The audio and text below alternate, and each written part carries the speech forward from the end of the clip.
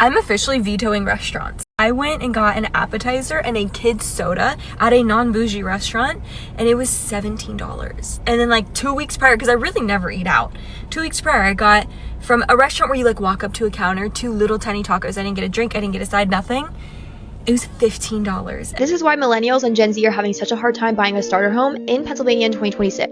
The amount of people in my comments once again saying dumb things like, this is not a starter home, even after showing that exact home sold for less than $250,000 in 2018 in Pittsburgh, Pennsylvania. Hey, whatever, I'll play your game. Suppose it's not a starter home. Let's look at one that I think you guys will consider a starter home in that case. Here we go. $69,900. Estimated monthly payment is $500. Let's just take a look at this house, okay? Gorgeous.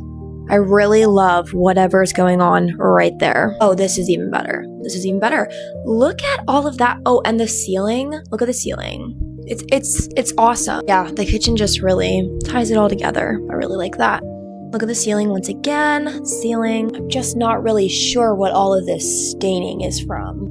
More of the ceiling falling apart right there. Lovely. Gorgeous. Absolutely gorgeous. I didn't even show all of the worst of it. Is that better? Does that qualify as a starter home in Pittsburgh, Pennsylvania? I'm asking genuinely. Because I'd consider that a full-on project for somebody that has the money to fix that up. Which again, a lot of first-time home buyers in 2026 don't have the money to do all of that. So, let me know. When did having a job stop meaning that you were okay? Like, you can be working, doing everything that you're supposed to be doing and still be stressed out about the basic things, basic necessities. And I think that's the part that feels the most off, is because it used to seem like if you had a job, you would at least be stable. And now it doesn't even really feel like that is guaranteed anymore. The average 20-year-old today is under so much stress and pressure and chaos right now.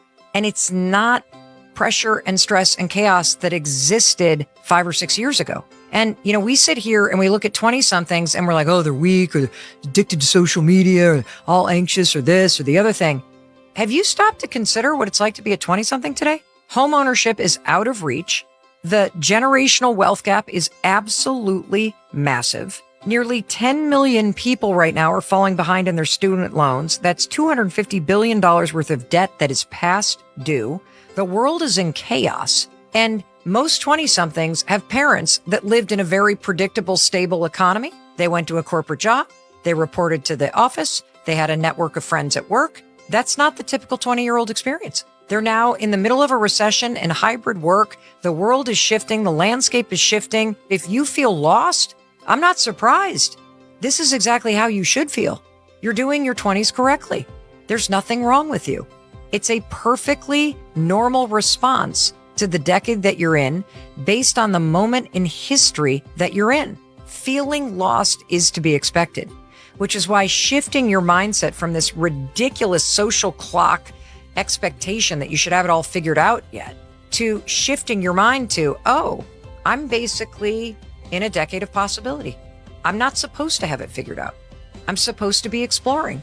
The more you hear people explain what they're dealing with, the more you realize they're all describing different parts of the exact same reality, even if their situations look completely different. Growing up was always supposed to come with more responsibility, but it was never supposed to feel like normal life itself was becoming harder to afford. So let's just hop into the video, right? So I made a video a couple weeks ago about how teenagers basically are priced out of everything, like all activities, and that they have nothing to do and nowhere to go, and that they can't really even afford like the bare minimum, which is like going to get even fast food with their friends.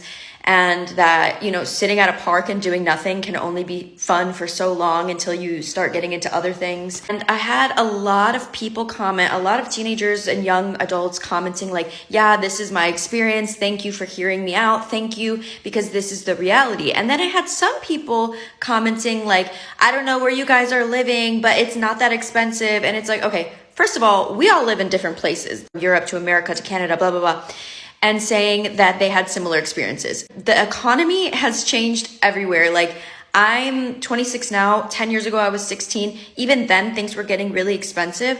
I was making $7.20 at my first job. And I was working, I was in high school, so I was probably working 20 hours a week. And I was still able to afford the Anastasia Beverly Hills Modern Renaissance palette. That was the first thing I bought with my paycheck. I was still able to go out with my friends, McDonald's was $1. I was still able to afford things at the mall. I was able to fill up my gas tank by myself every time. How is this possible now with the money that they're making now at their first teenager job? With the prices that things are now, it is not possible. And moreover, as a lot of people commented, it's so hard to get a job. And I'm not even saying this is just for teenagers. It's the job market is just very hard right now. People with experience already, with multiple years of experience in whatever, are taking entry-level jobs, teenager jobs, fast food jobs because they can't get hired anywhere else. There is not as many opportunities for teenagers to get jobs. Teenager doesn't have job.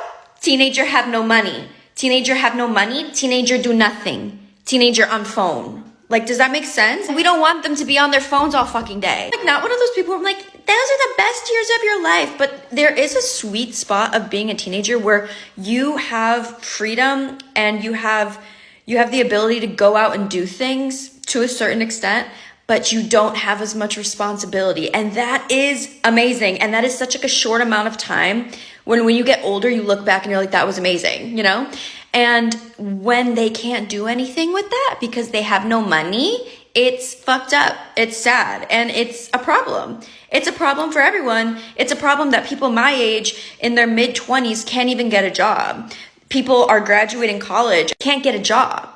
Oh, well, you need to network more. Yeah, dude. Everybody is trying. Everyone is trying. People have sent out 600 job applications and have gotten nothing back.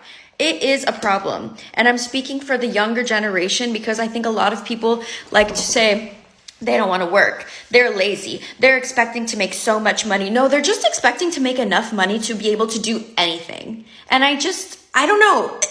Like, why is this like kind of controversial? So you're telling me that the average U.S. home is now more unaffordable to the average American. Do I have that right? And for those of you who don't have the 2.5 or 3% interest rates, you're at the 5, 6, 7% interest rates that a lot of Americans have right now in order to just get into a house. I don't think y'all realize like what is happening to those people. And when I say those people, it's even people like me, my husband and I, we bought a home a year ago. It was a new build, so we didn't know. It was like a crapshoot, right? We had no clue what the taxes were going to be. When the taxes got reassessed about a year later, not only did we have an escrow shortage, we also are paying $600 more a month than what we did for the first year. We have been married for nearly 20 years and have always been able to basically live off of his salary, and my money that I made was more of like our fun money or like just to make sure we stayed out of debt. That is no longer the case. I have to work just to make our bare minimum debts. So to combat this, we are trying to pay off our mortgage as quickly as possible just to keep up with the property taxes.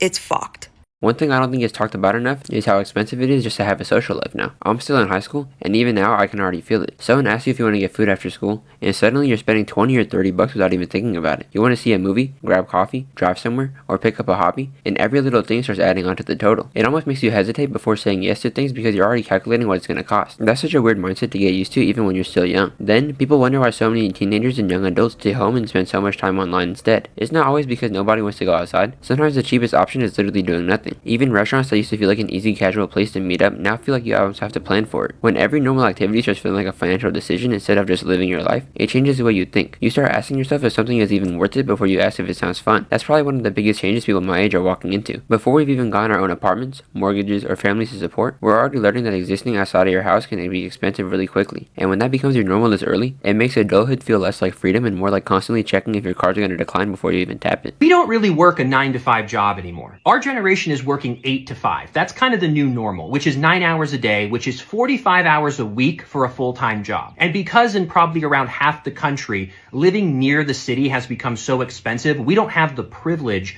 of living 5 to 10 minutes away from work. So we have to live 45 minutes to an hour outside of where we work. So that adds an extra 2 hours a day of commuting, or 10 hours a week in commuting. So a full-time job for someone who is working very hard is putting in 55 hours a week for their main job. That is already an insane amount of time. And most people who are in a relationship have 2 people doing that. That means that there is 110 hours a week being put in under that household roof. And then the suggestion is, well, work harder, get another job. After 55 hours a week, even if they were to get another job and they did serving or Uber and put in another 15 hours on the weekend, now we're up to 70 hours a week.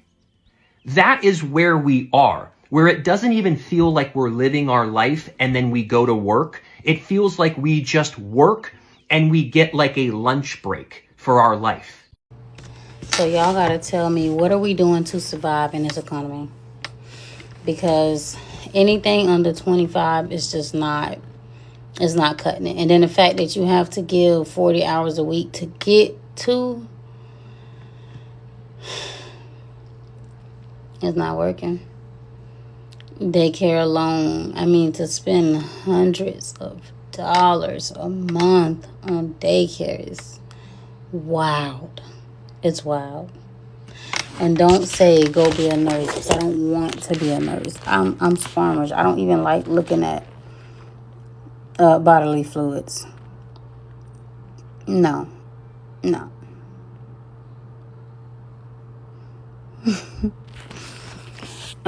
And I went to school for a medical assistant. That literally was $15 an hour. That's all they pay.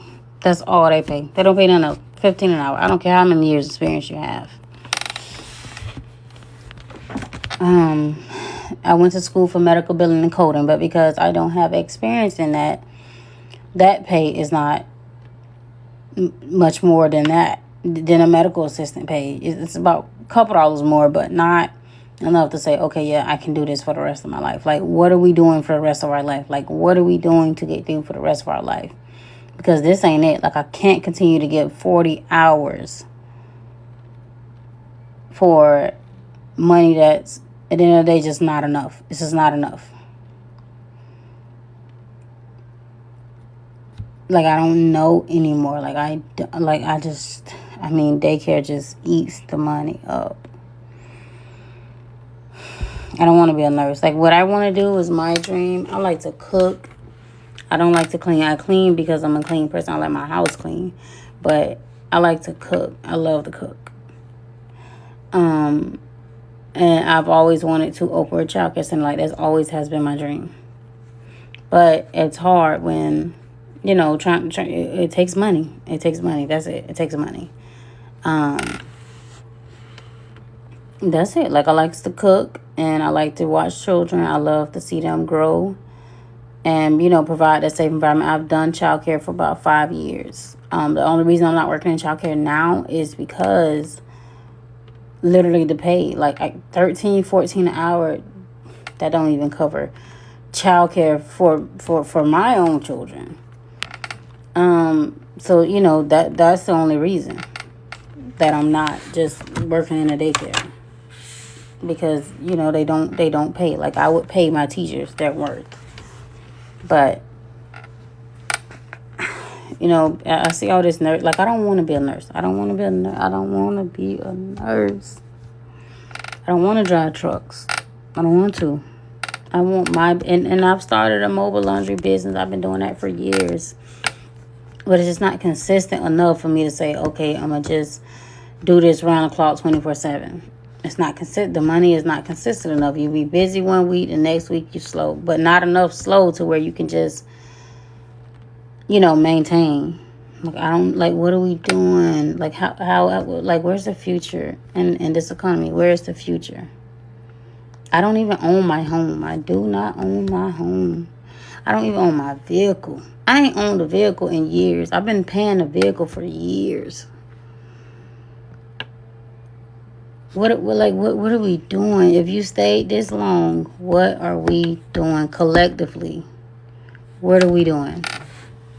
One of the most frustrating parts is that a lot of people aren't even asking for shortcuts anymore. They're doing exactly what they've been told to do their entire lives. Get a job as soon as you can. Pick up extra shifts if you want more money. Don't waste your paycheck. Save what you can. Be responsible. None of that's bad advice, but it feels completely different when the reward for doing everything right isn't nearly as clear as people expected. You can spend months working, finally build up some savings, and then one unexpected expense wipes out a huge chunk of it before you even had a chance to enjoy the progress. That's why I tell people to just work harder. usually misses what they're actually frustrated about. Most people already know that hard work matters. The problem is when working hard starts feeling like it's only helping you stay in the same place instead of getting ahead. Even jobs don't feel as dependable as they used to. You hear about companies cutting hours, letting people off, replacing positions, or expecting one person to do the work of 3. It creates this feeling where you're grateful to have a paycheck, but you're never fully relaxed because you're not sure how long things will stay the same. That's a tough way to enter adulthood because instead of thinking about your future, you're constantly thinking about whether your current situation is going to change next month. When every step forward feels temporary, it's hard to feel excited about reaching the next milestone because part of you is already wondering what's going to make it harder again. Sometimes being financially responsible isn't even about just having the money.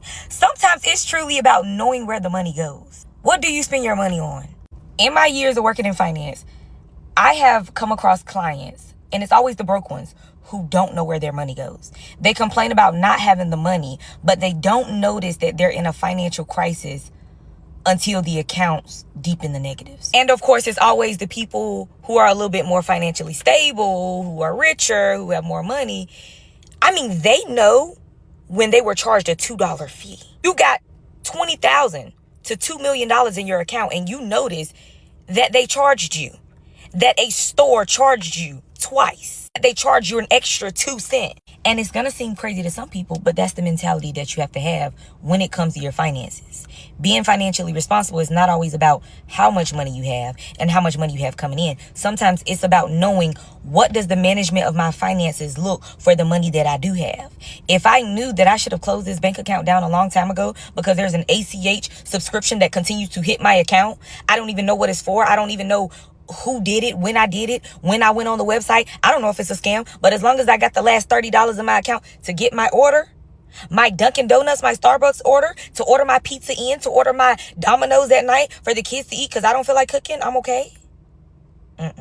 Landlords genuinely believing that they are not responsible for like the general upkeep of the apartments or houses they rent out is astonishing. So I just saw a video of a woman who was a landlord talking about how her tenant had called her because several of the appliances, the built-in appliances within the apartment, had failed kind of in the same couple of days. Like I think it was like her washer had failed, her oven wasn't working, and her AC went out, And this landlord had come on here with the hopes of getting sympathy, being like, I responded and I told her roughly how much she would need to pay me for me to replace it. And she was shocked that the tenant responded negatively. And obviously, if that was the tenant's equipment, like if it was a washer dryer hookup and the tenant provided their own washer and dryer and then it broke, yeah, duh, then they're responsible for replacing it. If it's like a window unit for AC that the tenant bought and it goes down, yeah, then they're responsible. But if you supplied the washer and dryer, you supplied the oven, and you are supplying the AC, whether it's central or like a window unit, if it breaks, yes, that is your job. That's literally one of the only benefits to renting.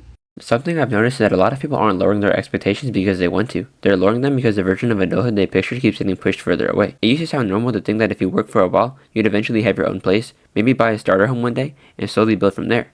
Now, even the phrase starter home always sounds outdated. For a lot of people, it isn't about wanting a huge house or a perfect backyard. They're talking about wanting a place that simply feels like theirs. And even that can seem completely out of reach. The weird part is that the expectation never really changed. People still ask when you're moving out, when you're buying a house, when you're becoming independent, like the path is the same as it was years ago. But the reality behind those questions is completely different now. Rent can take such a huge part of someone's paycheck that saving for anything bigger starts to feel impossible. Even if someone manages to put money aside every month, home prices keep climbing so fast that the goal almost feels like it's moving away at the same speed they're chasing it. That's what makes the whole thing so draining. It isn't that people don't have goals anymore, it's that every time they get closer to one, the amount they need somehow gets even bigger. Eventually you start wondering how fast you can get there and start wondering whether the destination still exists the way everyone described it. One thing that I think get talked about enough is how exhausting it is when money never really leaves your mind. It follows you into the grocery store, when your friends ask if you want to go somewhere, when you're scrolling online and see something you want, or even when you're just thinking about the next weekend. Before you spend anything, there's always this automatic pause where you're doing the math in your head. If I buy this now, what am I giving up later? The start happens so often that it becomes normal without you even realizing it. That's why being financially responsible today feels different than people make it sound. It isn't just about making a budget and magically sticking to it. It's constantly knowing where every dollar is going because small mistakes don't stay small anymore. A few extra subscriptions you forgot about, eating out a couple more times than usual, or one unexpected bill can completely change what the rest of your month looks like. The pressure slowly changes the way you think. Instead of buying something because you genuinely want it, you start asking yourself whether you'll regret it tomorrow. Instead of enjoying a day out, part of your brain is keeping a running total of everything you've spent. After a while, it isn't even about money itself that wears people down the most, it's how often they have to think about it. When your finances are constantly sitting in the back of your mind,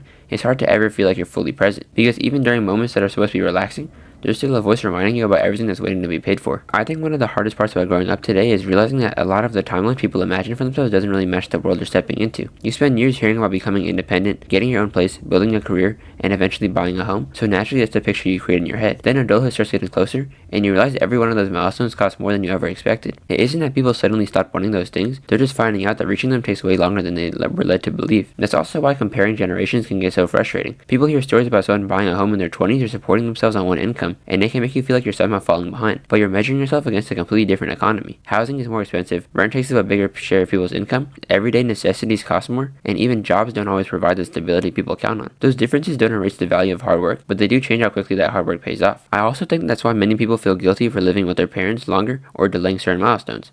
Society still treats those things as their personal failures, even though for a lot of people they're financial decisions that simply make more sense. If moving out immediately means barely scraping by every month with nothing left to save, staying home a little longer isn't always a sign that someone lacks ambition. Sometimes it's the smartest way to avoid digging yourself into a hole before you even had a chance to start a future. At the same time, I don't think this means people should give up on these goals. If anything, it means expectations have to adjust to reality instead of staying attached to a version of adulthood that looked very different decades ago. Success doesn't always mean buying a house by 25 or having every part of your life figured out right away. For some people, success is building an emergency fund. For someone else, it's paying off debt, finding a stable job, or finally reaching the point that they aren't stressed every time they check their bank account. The biggest mistake someone can make is assuming they're behind just because their timeline doesn't match somebody else's. Everyone is entering adulthood under different circumstances, but this generation is also entering it during one of the most expensive periods many people has ever experienced. That changes the pace of everything. It changes when people move out, when they start families, when they buy homes, and even what they consider financial security. None of that means young people are less motivated than the generations before them. If anything, they're being asked to solve a completely different set of problems while still being expected to hit many of the same milestones. So if you ever feel like you're doing everything you're supposed to but still wondering why it doesn't feel like you're doing enough, you're definitely not the only one. The goal shouldn't be trying to recreate someone else's version of adulthood. It should be building one that actually makes sense for the world we live in today. Because at the end of the day, success isn't about reaching the same finish line everyone talked about years ago. It's about adapting to a race where the course itself has changed completely and continuing to move forward anyways. If you guys enjoyed the video, make sure to like and subscribe. See you guys in the next one. Peace out.